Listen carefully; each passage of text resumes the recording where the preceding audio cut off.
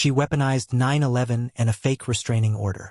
One calm binder and a judge's level flipped the room and put our kid back at the center. Quick favor. Like, subscribe, and ring the bell. Story starts now. I did not catch my ex because I was naive. I caught her because even careful liars get bored and repeat themselves. 15 years. V smiled for holiday cards while I drove a 2-hour commute and she said she worked from home. A private investigator once slid proof across a diner table. The coffee smelled burnt. The chrome edge of the thumb drive cold on my finger. I moved into Sam and Marie's basement, filed, split custody for Rebecca, and carried a second mortgage on a lake place we could not sell. Fire is out, I told myself. V does not do out. She does escalation. First she tried to scorch Marie's job with a fake complaint. Marie filed, V ignored court, and the same judge granted an anti-harassment order. I should have read the weather. Sirens followed, welfare checks, and then the loudest grenade she could lob at custody. A restraining order with my name on it. I repeated the rule that kept me human after betrayal. Do not give liars a stage.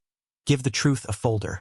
I printed the investigator's invoice and a still from the hotel lobby and slid them into a fresh binder labeled incidents. Lemon cleaner bit the air. The fridge hummed like a patient machine. My tongue tasted metallic. Keep receipts, I said. And then a hard official knock found my door, promising more noise than facts.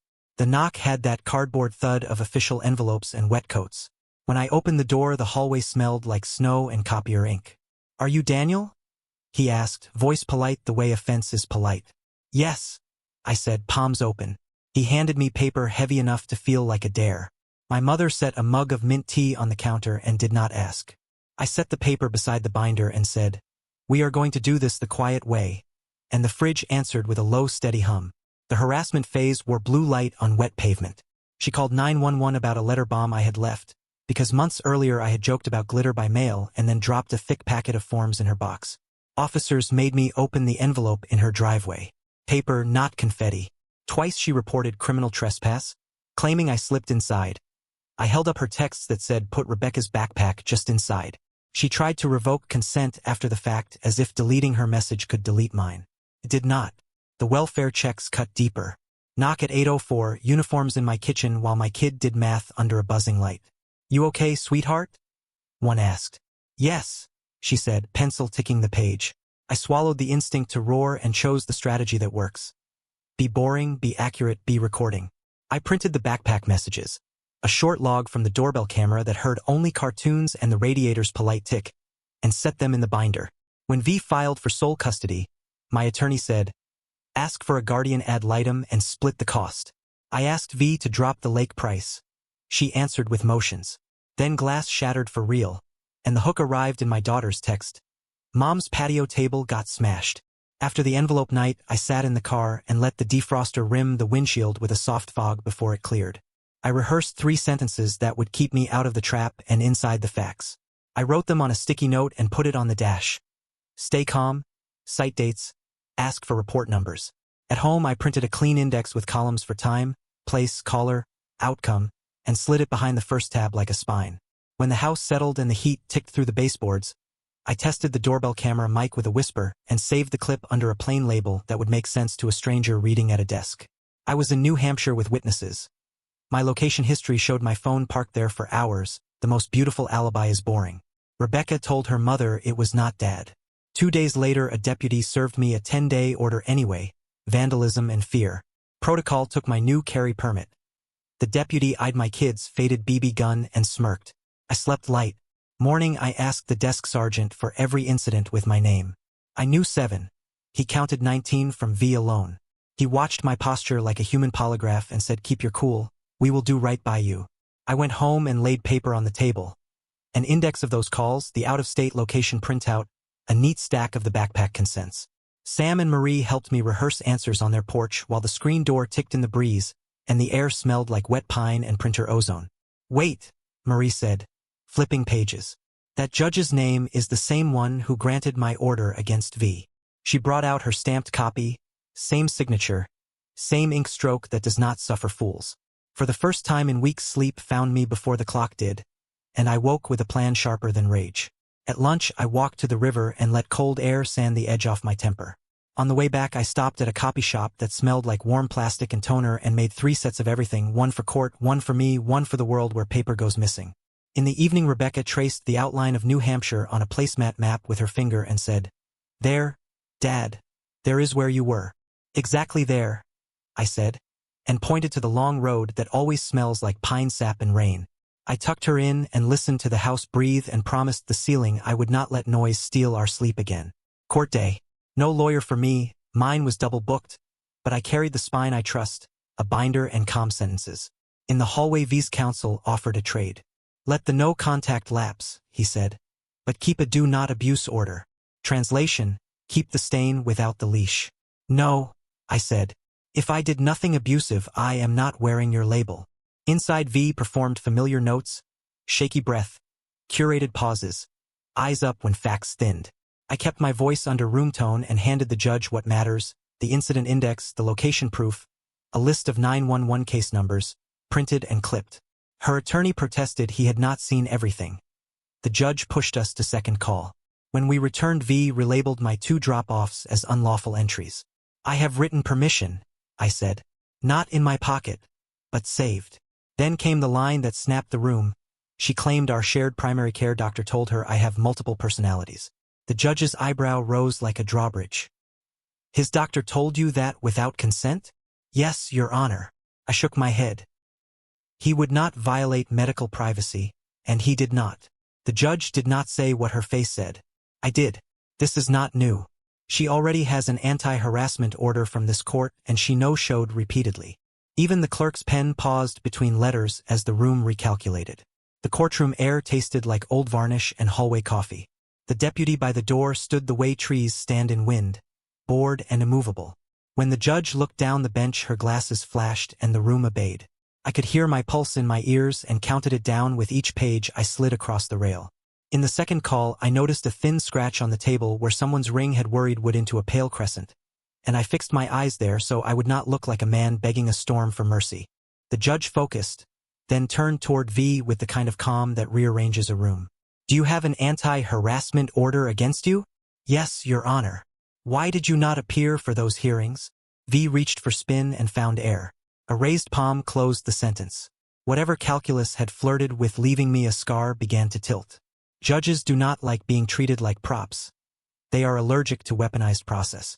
I emphasized pattern, 19 calls, the mailbox scare after a glitter joke I had already owned, consent revoked after the fact, welfare checks queued like a television schedule, a patio story that broke under weather and mileage. "My goal is not to punish her," I said. "It is to put our child back at the center and to stop this court from becoming her megaphone." The judge nodded once, then again, as if confirming a diagnosis against the chart. The gavel landed like a scalpel. Restraining order terminated. The air returned. In the hallway a new message arrived.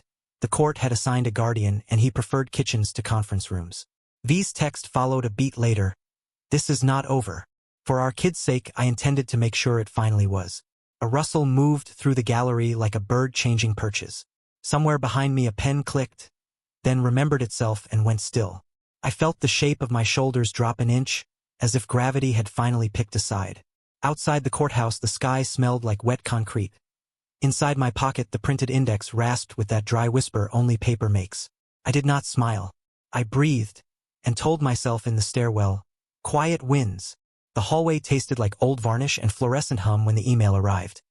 A guardian appointed for our kid, and a line that said he liked kitchens better than conference rooms. "Today works," I wrote, and wiped a lemon ring off the island until the wood felt clean. He came with quiet shoes and a legal pad, pen capped like a promise. "Tell me like I'm brand new," he said to Rebecca, crouching so his eyes met hers. "Do handoffs feel safe?" "At Dad's, yes," she said, pencil tapping the grain. "At Mom's if it is quick." He nodded without drama and turned to me. "Give me the spine, not the novel," he said. I slid a thin stack across the counter. A printed index of every call with my name. A screenshot of my location history from the night the patio broke, and the text where V asked me to slip Rebecca's backpack just inside. He read in silence, pen moving with small careful scratches.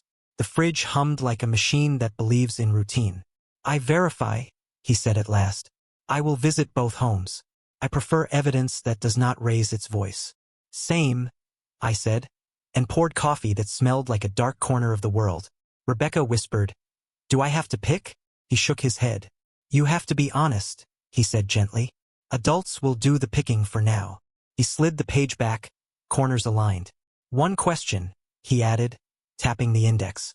"The glass table. New Hampshire," I said, and placed the print on the counter. The paper warm where the printer had just breathed it out. He tucked it into his folder and capped the pen with a soft click that sounded like a door choosing the right frame. "I test stories against weather," he said, standing. "Expect me soon." The lemon in the air went bright as a warning. I watched him step into the hallway light and thought, if he truly tests weather, someone's forecast is about to change. Status day smelled like paper dust and travel mugs. "The lake place is still unsold," the judge said, scanning the docket like a pulse line. "He has asked 3 times to price where buyers actually live." V's lawyer raised a finger for theater. The judge lowered a palm for order. I handed up 2 prints. My emails asking for price drops and a notice from the association listing repairs we had delayed. "Authorized," she said, pen clicking once. "He may sign for reductions and necessary work. Exchanges at the precinct lobby. Communications only through the co-parent app." The order slid back to me warm from the copier, the edge curling like toast. That night, the doorbell chimed and winter air came in with a uniform. "Welfare check," he said gently. Caller heard screaming. "Cartoons?" I answered, and held my phone under his mic so the doorbell recording could speak. Laugh track, bowls clinking, the radiator's polite tick. He listened, nodded once, and wrote a number on his pad that smelled faintly of graphite and rain. "We will note pattern," he said. "If you need us, call. Otherwise, let the paper carry weight." Rebecca peeked around the corner. "We okay?" she asked. "We are," I said, and the officer tipped 2 fingers to his cap like a man who has seen worse than this. When the door clicked shut, the house exhaled as if the walls had lungs. I filed the order behind a tab that read court and set a sticky note on the binder. "Bring the recording to the next status." Outside, tires hissed on wet street like static. Across town, someone thumbed a number and reconsidered. The clock blinked its stubborn green and the radiator answered with heat. I stood at the sink breathing mint steam and thought, structure can feel cold until you remember that it holds the roof up. Saturday tasted like machine oil and lake air. "We will fix what we can," I told Rebecca, handing her sandpaper while gulls argued over the gray water. We scraped rails until our fingers stung and pine lifted clean from the boards. A neighbor waved from 2 doors down and held up his phone. "Doc camera saw last night," he said, red light steady as a pulse. He sent the clip across the air between us. On screen, the deck glowed in porch light, calm as a painting. No gust, no branch, no shatter, only quiet reflections and our own faces in the glass. "Truth helps," he said, pocketing the phone. "It does?" I said, surprised by how kind plain proof can feel. My email buzzed with a note from the Guardian after his visit with V. Polite, spare, and firm, it recommended structure and neutral messages. Exchanges at the station, the co-parent app without adjectives. V chose broadcast over repair. A cropped selfie went up with a caption begging strangers to pick a side. I did not answer. I printed it and slid it into incidents. The afternoon sharpened when a car door slammed hard enough to make the railing complain. Perfume hit the air like sugar. "You do not touch my house," V said, stepping up, eyes hot. "A judge already told me I can," I answered, holding out the fresh order that authorized repairs and price drops when she refused. The paper caught the light, and for a second her face registered the problem facts make for fiction. The neighbor leaned against his fence, hands in pockets, phone still open like a quiet witness. Rebecca stood behind me with a sanding block and said nothing at all. V took one more step, then read the order again and stopped exactly where the wood began to remember its job. The wind lifted the lake into small tin ripples and set them down. Some truths do not argue. They simply stand. Offers move like shy deer. You stand still and let them step. Monday brought one with contingencies. Tuesday, the buyer's agent called with a voice already fluent in our saga. "If repairs match the report, we are in," she said.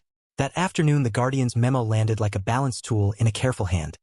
Exchanges at the precinct, co-parent app only, summer weeks by calendar, no welfare checks without credible risk. Scaffolding, not punishment. He wrote in blue ink that looked like the sky behaving itself. At dusk, V tried a different door.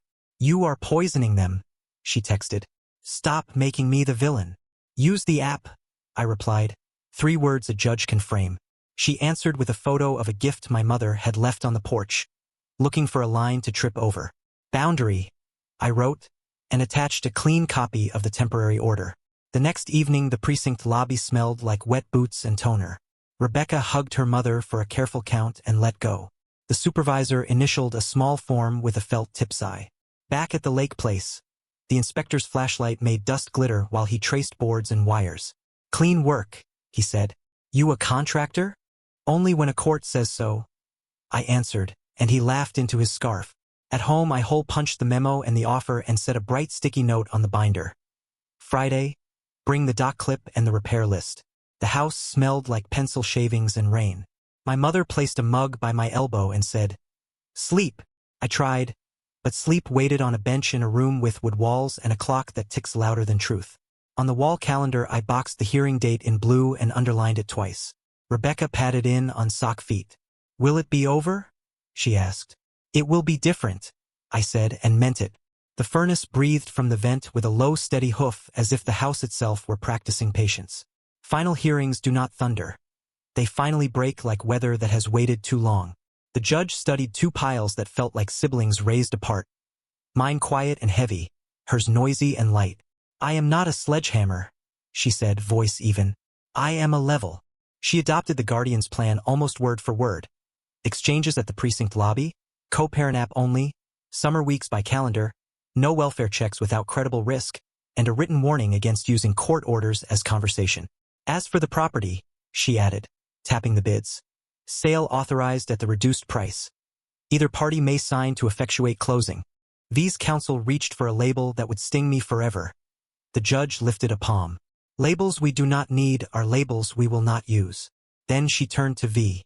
You ignored an anti-harassment order from this court. Do not ignore this one. The gavel sounded like a door finding its frame. Outside the air tasted like cold metal and beginnings. I texted the agent a photo of the order and watched confetti bloom on her screen. Not ashamed to feel relief color my throat. At home I taped the new parenting plan inside the pantry and closed the door on both copies, old and new. The fridge hummed. Rebecca laughed at a show that knew how to land a joke. My mother set tea on the counter and touched my sleeve. Some call this revenge.